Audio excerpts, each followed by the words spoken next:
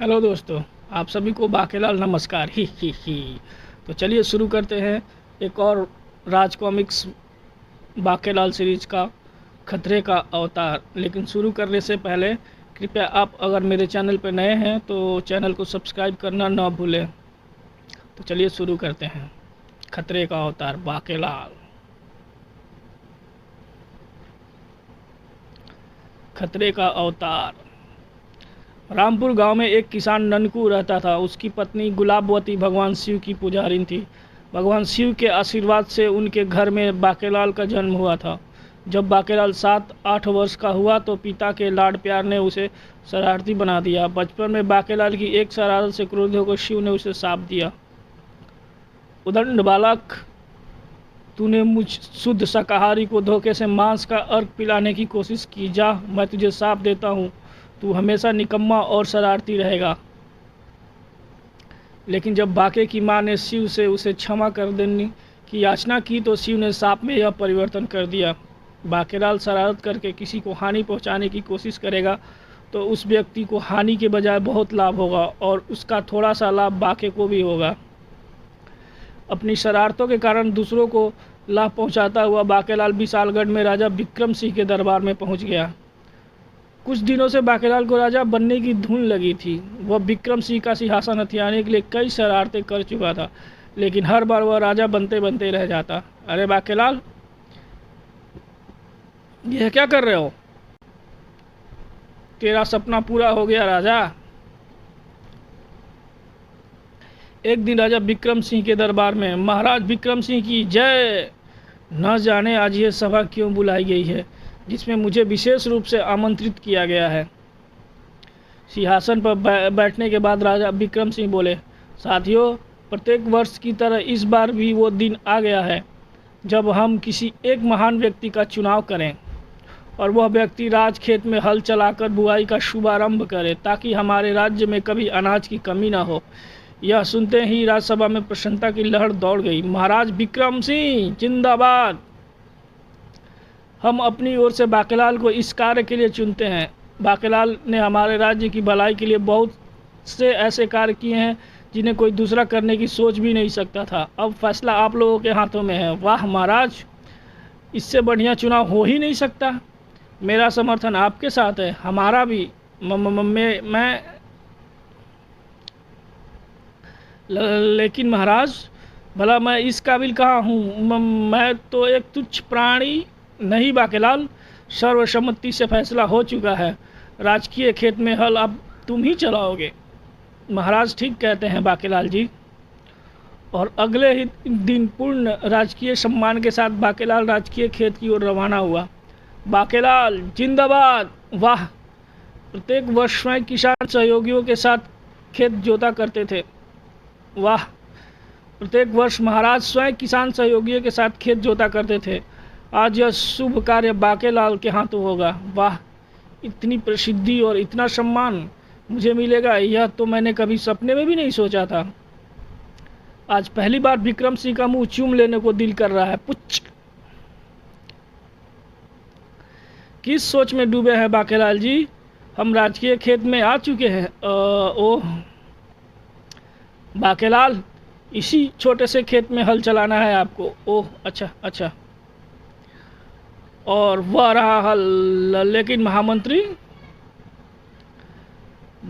बाकी किसान कहाँ हैं? किसान? जी हाँ, मेरे सहयोगी। पर आप तो सभी कार्य अकेले ही करते हैं, अतः इस बार महाराज की आज्ञा से खेत जोतने का कार्य भी आपको अकेले ही करना होगा। क्या? लेकिन अगर आप कहें तो नहीं, हम अकेले ही जोत लेंगे। फंस गए अपने ही फेंके जाल में। बाकेलाल को खेत में छोड़कर महामंत्री तथा सैनिक वापस लौट गए। सबसे महान व्यक्ति बाकेलाल विक्रम सिंह, तुझे तो मैं समझ लूंगा।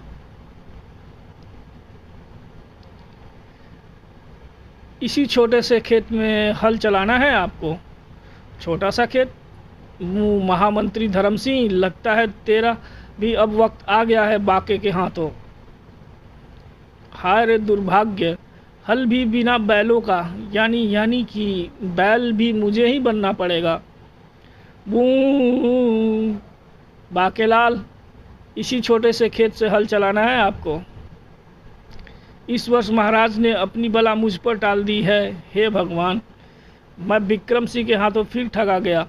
विक्रम सिंह, तुझे भी इस बात का मज़ा न चखाया तो मेरा नाम भी बाकेलाल नहीं। बू हाय, मेरा दम तो अभी से निकला जा रहा है। लगता है तेरी कब्र इसी खेत में बनने वाली है बाकेलाल। ओफ, यह खेत तो बंजर ही मालूम पड़ता है। ठक हम उफ, अरे यह क्या है? बोतल? बोतल यहाँ किसने दबाई होगी? वो मुझे क्या, कोई गड़ा खजाना मिला होता तो मैं यहाँ से फरार होने की सोचता भी। छनाक।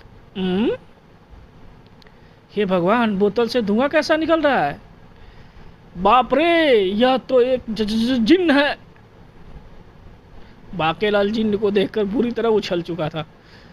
इसका मतलब बोतल में जिन था। मेरा दिमाग खराब हो गया था जो मैंने बोतल तोड़ डाली। अब ये जिन मुझे नहीं छोड़ेगा। भागो, हा हा हा हा। लेकिन अगले ही पल, अरे उफ, यह क्या? बचाओ बचाओ, हा हा हा हा हा। नहीं, यहाँ कोई तेरी पुकार सुनने वाला नहीं है बाके। आज गया तू जान से। इसी क्षण भयंकर अट्टहास लगाने के साथ जिन बोला, बाकेलाल डर मत।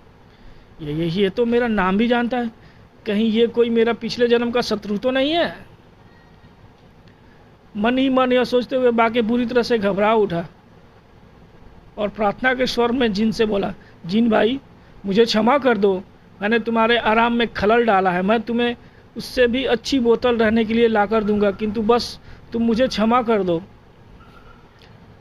डरो नहीं बाकेलाल, आज बरसों की कैद से तुमने मुझे स्वतंत्र किया है, अन्यथा न जाने अभी कितने वर्ष और मैं इस कैद में रहता। बाकेलाल हैरान परेशान। और न जाने कब मेरे सीने में धधक रही प्रतिशोध की ज्वाला शांत होती। प्रतिशोध की ज्वाला? अचानक जिन आंखें बंद कर किसी गहन ध्यान में डूब गया। मैं बेकार ही डर गया था, लेकिन यह क्या कर रहा है? ओह, मेरा दुश्मन इस जन्म में भी विशालगढ़ का राजा बना है। अब चौंकने की बारी बाकेलाल की थी। तुम्हारा दुश्मन विशालगढ़ का राजा विक्रम सिंह? हाँ,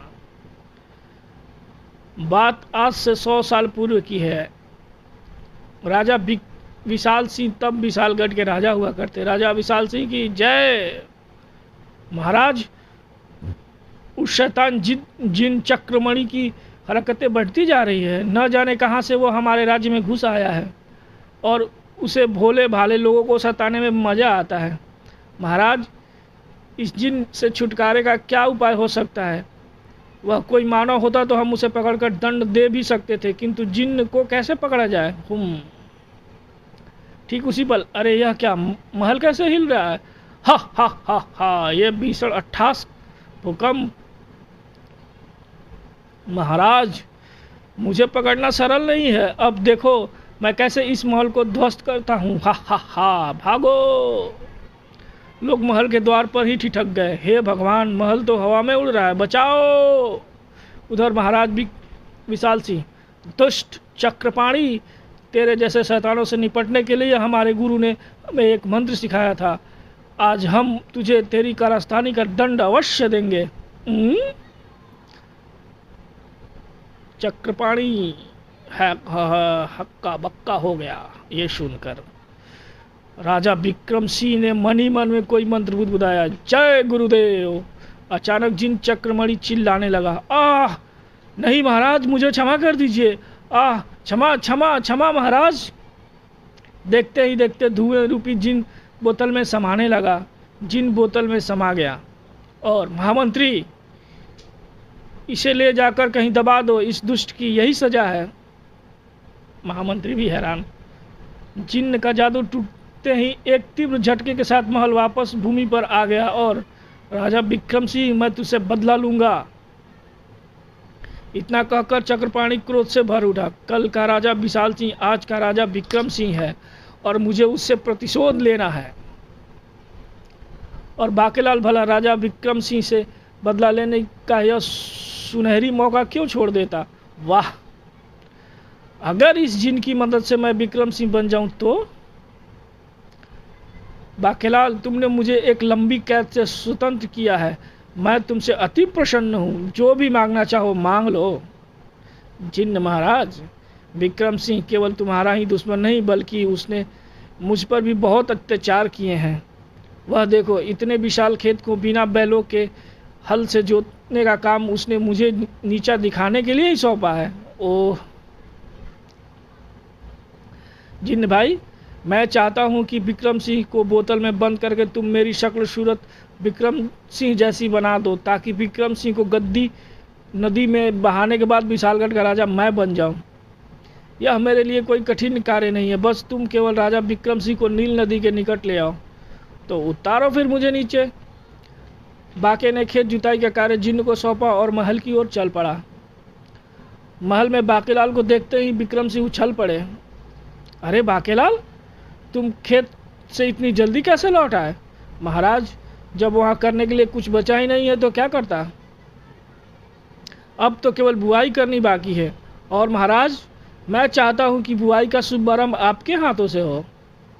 वाह बाकेलाल, तुमने तो कमाल कर दिखाया। हम तुम्हारी बात अवश्य मानेंगे। महामंत्री, मैं अभी सैनिकों को तैयार होने का। महाराज, रथ मैंने तैयार करवा चुका हूँ। महाराज, रथ मैं तैयार करवा चुका हूँ। मैं अभी सैनिकों को तैयार होने का। नहीं महामंत्री जी, हम लोग किसी युद्ध पर तो नहीं जा रहे हैं। महाराज की सुरक्षा के लिए मैं अकेला ही किसी सेना के लिए बहुत हूँ। आइए महाराज। हाँ हाँ चलो। फिर एक रथ द्वारा बाकेलाल विक्रम सिंह को लेकर नील नदी की ओर चल पड़ा। अब आएगा मजा बच्चू विक्रम सिंह। अब तुझे पता चलेगा कि दरअसल बाके चीज क्या है। हा हा हा। खेत जुताई में 1 सप्ताह तो मुझे ही लग जाता था, बाके ने तो सचमुच ही कमाल कर दिया। वाह वाह। अचानक विक्रम सिंह चौंक पड़े। बाकेलाल, यह तुम हमें कहाँ ले जा रहे हो? यह रास्ता राजकीय खेत की ओर तो नहीं जाता, यह रास्ता नील नदी की ओर जाता है। महाराज, नील नदी? मैं आपको एक चमत्कार दिखाना चाहता हूँ महाराज। कैसा चमत्कार? अभी सब पता चल जाएगा विक्रम सिंह। जिन्न भाई, हा हा हा हा हा। ये बाकेलाल, यह कौन हंस रहा है? तेरा काल राजा विशाल सिंह उर्फ विक्रम सिंह। ओह, यह क्या? यह जिन्न चक्रपाणी है महाराज, जिसे पूर्व जन्म में आपने बोतल में बंद कर दिया था। अब यह मेरी मदद से आज़ाद हुआ है और आपसे प्रतिशोध लेना चाहता है। क्या? एकाएक चक्रपाणी ने कोई मंत्र बुदबुदाया और यह क्या? मेरा शरीर धुएं में बदलता जा रहा है। शीघ्र ही बाकेलाल, मैंने तुझ पर विश्वास किया और तूने मुझसे ही छल किया। धोखेबाज। हा हा हा।